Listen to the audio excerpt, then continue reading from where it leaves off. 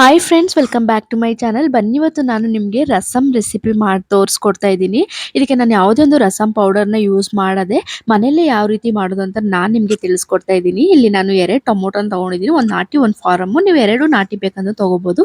Half ನಿಂಬೆಹಣ್ಣು ಗಾತ್ರದಷ್ಟು ಹುಣಸೆಹಣ್ಣ ತೊಗೊಂಡಿದ್ದೀನಿ. ಒಂದು ಪಾತ್ರೆಗೆ ಈಗ ನಾನು ಹುಣಸೆಹಣ್ಣ ಹಾಕೊಂಡು 2 ಟೊಮೊಟೊನ ಸಣ್ಣ ಸಣ್ಣದಾಗಿ ಮೀಡಿಯಂ ಸೈಜಲ್ಲಿ ಕಟ್ ಮಾಡ್ಕೊಂಡು 1 ಲೋಟದಷ್ಟು ನೀರನ್ನ ಹಾಕೊಂಡು 1 ಚಿಟಿಕೆ ಅರಿಶಿನ ಹಾಕೊಂಡು ಇದನ್ನ ಬೇಯೋದಕ್ಕೆ ಬಿಡಬೇಕು. ಈಗ ನಾನು ಪೌಡರ್ ಮಾಡ್ಕೊಳ್ಬೇಕು. ಅದಕ್ಕೆ ಒಂದು ಅರ್ಧ ಚಮಚದಷ್ಟು ಮೆಣಸುಕಾಳು, ಹಾಗೆ ಅರ್ಧಕ್ಕಿಂತ ಒಂಚೂರು ಎಕ್ಸ್ಟ್ರಾ ಜೀರಿಗೆನ ಹಾಕೊತಾ ಇದ್ದೀನಿ. ಒಂದು ಒಣ ಮೆಣಸಿನಕಾಯಿ, ಹಾಗೆ ಒಂದು 15ರಿಂದ 12 ಮೆಂತ್ಯ ಕಾಳು, ಒಂದು 12ರಿಂದ 15 ಬೆಳ್ಳುಳ್ಳಿ ಹೆಸಳು, ಹಾಗೆ 1 ಇಂಚು ಶುಂಠಿನ ತಗೊಂಡು ಈಗ ನಾನು ಮಿಕ್ಸಿ ಜಾರಲ್ಲಿ ಎಲ್ಲಾನು ಹಾಕೊಂಡು ತರಿಯಾಗಿ ಮಿಕ್ಸ್ ಮಾಡ್ಕೊತಾ ಇದ್ದೀನಿ.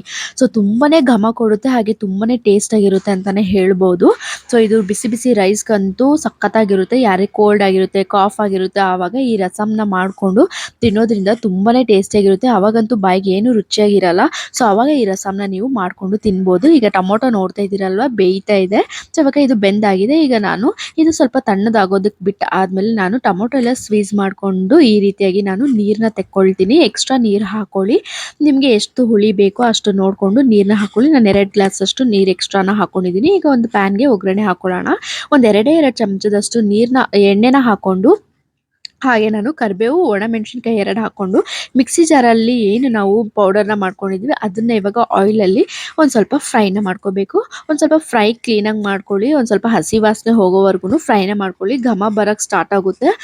ಆವಾಗ ನಾವೇನು ಟೊಮೊಟೊ ನೀರನ್ನ ಈ ರೀತಿಯಾಗಿ ಇಟ್ಕೊಂಡಿದ್ವಿ, ಅದಕ್ಕೆ ನಾವು ಉಪ್ಪನ್ನು ಹಾಕ್ಕೊಂಡು ಮಿಕ್ಸ್ನ ಮಾಡ್ಕೊತಾ ಇರಬೇಕು. ಇವಾಗ ನಾನು ಟೊಮೊಟೊ ಸ್ವೀಸ್ ಮಾಡ್ಕೊಂಡಿದ್ದಲ್ವ, ಅದಕ್ಕೆ ನಾನು ಉಪ್ಪನ್ನು ಸೇರಿಸ್ಕೊಂಡಿದ್ದೆ ರುಚಿಗೆ ತಕ್ಕಷ್ಟು. ಇವಾಗ ನೋಡ್ತಾ ಇದ್ದೀರಲ್ವ, ಇವಾಗ ನಾನು ಆ ಒಗ್ಗರಣೆಗೆ ಹಾಕಾಯ್ತು ಆ ನೀರನ್ನ. ತುಂಬಾನೇ ಟೇಸ್ಟಿಯಾಗಿರುತ್ತೆ ಅಂತಾನೆ ಹೇಳ್ಬೋದು. ಈ ಚಳಿಗಾಲಕ್ಕಂತೂ ಏನಪ್ಪಾ ಮಾಡೋದು ಅನ್ನೋವಾಗ ನೀವು ಈ ರಸಮ್ನ ಟ್ರೈ ಮಾಡ್ಬೋದು. ನಾನು ಯಾವುದೇ ಒಂದು ಪೌಡರ್ ಕೂಡ ನಾನು ಯೂಸ್ ಮಾಡ್ತಾ ಇಲ್ಲ. ತುಂಬಾನೇ ಟೇಸ್ಟಿಯಾಗಿರುತ್ತೆ. ಒಂದು ಕುದಿ ಬರೋವಾಗ ಈ ರೀತಿಯಾಗಿ ಮೇಲೆ ಒಂದು ಸ್ವಲ್ಪ ಕೊತ್ತಂಬರಿ ಸೊಪ್ಪು ಉದುರಿಸಿದ್ರೆ ನಿಮಗೆ ರಸಮ್ ರೆಡಿ ಆಗುತ್ತೆ. ಈ ರೀತಿಯಾಗಿ ರಸಮ್ ಮಾಡೋದ್ರಿಂದ ನಿಮಗೆ ಹೆಲ್ತ್ಗೂ ಕೂಡ ತುಂಬಾನೇ ಒಳ್ಳೆಯದು. ಯಾವುದೇ ಒಂದು ಪೌಡರು ಯೂಸ್ ಮಾಡ್ದಿರನೇ ಮಾಡೋದು ತುಂಬಾನೇ ಹೆಲ್ತ್ಗೆ ಒಳ್ಳೆಯದು ಅಂತಾನೆ ಹೇಳ್ಬೋದು. ನೀವು ಕೂಡ ಟ್ರೈ ಮಾಡಿ. ಹಾಗೆ ಯಾವ ರೀತಿ ಇತ್ತು ಅಂತ ನನಗೆ ಕಮೆಂಟ್ ಹಾಕಿ. Thank you for watching. Bye bye.